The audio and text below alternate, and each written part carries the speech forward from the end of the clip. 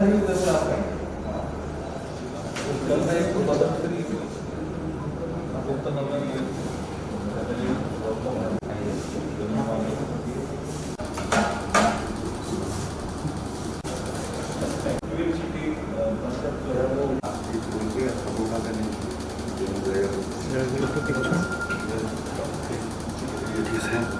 लगा हुआ है इसको रख दो।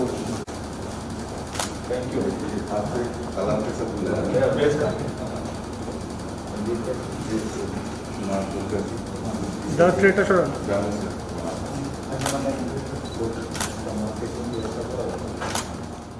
अभी माननीय मुख्यमंत्री जी से कल्चरल हब के बारे में काफी चर्चा हुई है और हम सकारात्मक दृष्टिकोण के आधार पर इसमें आगे बढ़ेंगे और ये बहुत महत्वपूर्ण प्रोजेक्ट है।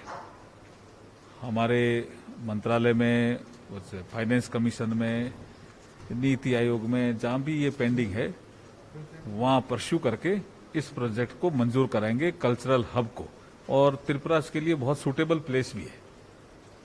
Thank you.